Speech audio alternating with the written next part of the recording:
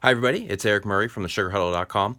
Well, the other day on the sugarhuddle.com, I did an article called Upon Further Review, and I kind of touched on last weekend's conference title games where there was some controversy regarding officiating and some rules that maybe need to be changed starting next season and beyond. And anyways, I kind of figured less than everybody's been kind of talking about all week, especially the ending of the Saints game or towards the end of the Saints game. I figured I might as well kind of touch on some of the things that people have talked about as far as possible rule changes and my take on it. So, anyways, as you all know, the NFC title game, the Saints and the Rams, there were a number of key missed calls, and of course the biggest, the Saints had the ball, inside of the Rams' 20-yard line.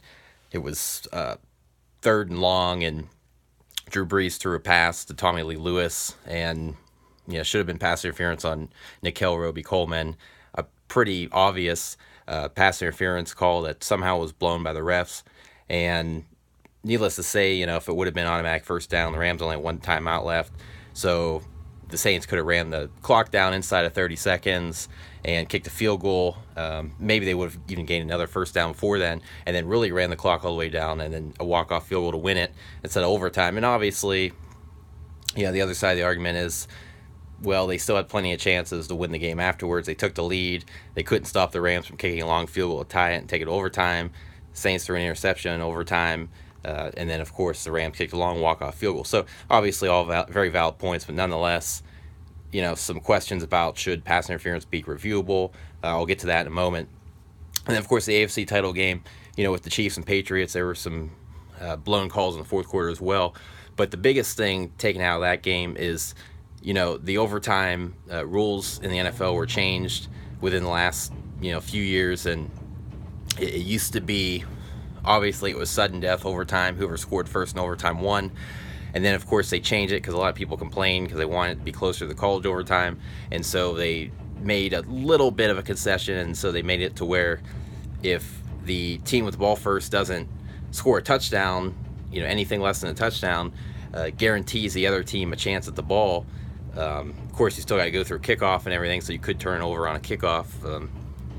Hypothetically, if you kick a field goal and you have to kick it to the other team, you could recover a fumble on a kickoff, and the other offense could still not see the ball. But anyways, the point is, they changed that rule a few years ago, and the Patriots won the coin toss in overtime against the Chiefs in the AFC title game, and the Patriots drove right down the field and scored a walk-off touchdown, so Pat Mahomes and company never touched the ball. I've always been a fan of sudden death overtime.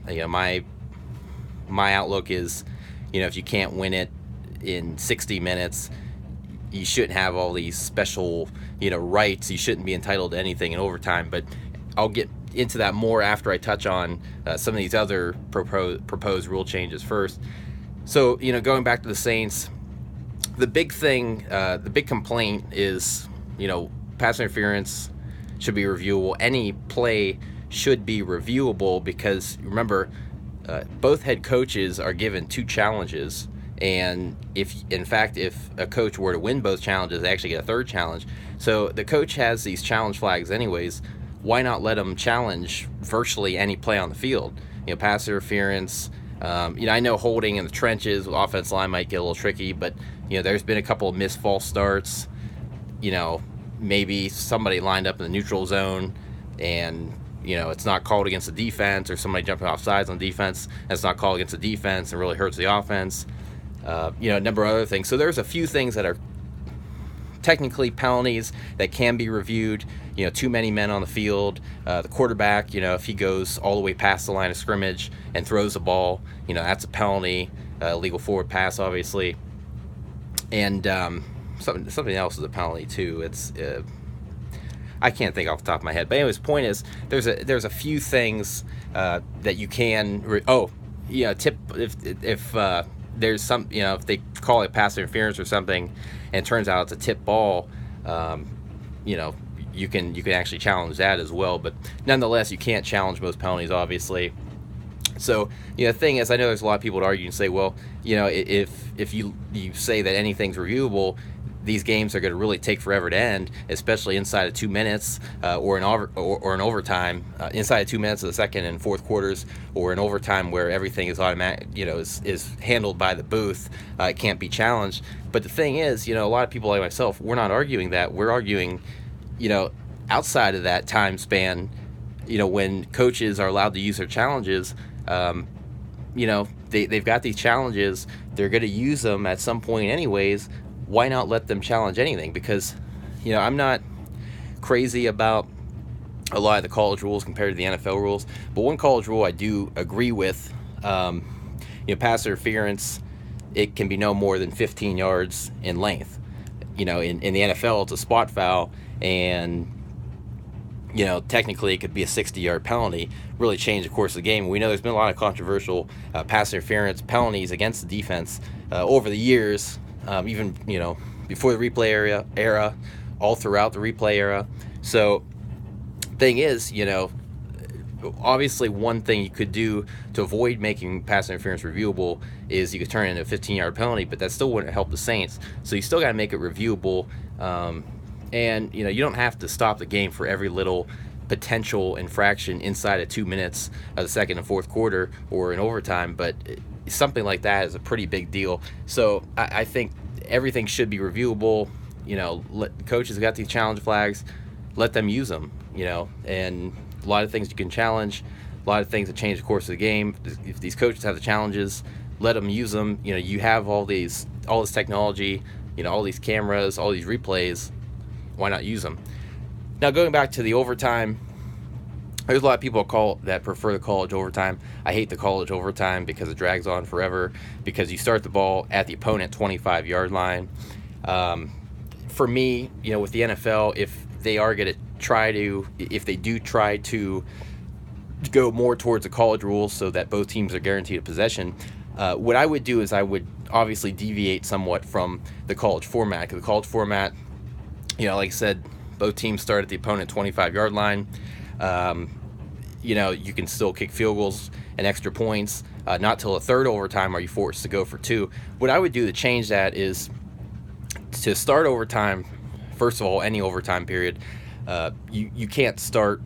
I would say probably start at midfield, start drives at midfield, maybe even a little bit in the team's own territory, who has the ball, maybe their own 35, own 40-yard line. Don't make it easy for them to score a touchdown, or else overtime is going to really take forever, and you're really going to be, making a lot of guys, get injured more so than we see now when these games go to overtime. So, I'm looking at that as opposed to starting the ball, starting it right in opponent territory, no closer than midfield to start these possessions in overtime. The other thing, too, is I would eliminate kicks. I would eliminate field goals and extra points. So you can't kick any field goals in overtime. You can't kick any extra points in overtime. And so by doing that, there's a higher probability, even though both teams could technically go scoreless in the first overtime, there's a higher probability that in that first overtime, the game might end, because if you can only score touchdowns, one team scores a touchdown and they get to 2-point conversion, the odds of the other team scoring a touchdown and getting a 2-point conversion can definitely happen, but it doesn't seem as high. So you can get the games over with a little bit quicker than college. You don't have to screw around as much. And, of course, because the offenses are starting further back, it might be one team doesn't score at all, and the other team, maybe they do score a touchdown and don't even have to worry about 2-point conversion, walk-off touchdown. So, I think if they are going to change the overtime rules, I think something along the lines of what I'm suggesting would probably be the best route to go. And obviously they're not going to listen to me because, I'm just a regular guy. But I think somebody's going to suggest something similar. I've heard other people suggest the 50-yard line for that sort of format. And then I think they will eventually have to review pass interference and those other things, because there's just too much. You got the Saints owner, she's questioning the integrity of the NFL. The fans are enraged, and really fans around the country are kind of getting enraged by how bad the officiating is getting, and a lot of that's because you don't give them a chance to review these bang plays. These are the best officials we have, so let's try to protect them a little bit more by letting everything be reviewable if the coaches decide to challenge it. So those are my thoughts on all that. Please go to sugarhuddle.com. Please like my Facebook page, which is the Sugar Huddle, and please subscribe to my YouTube channel. Thank you.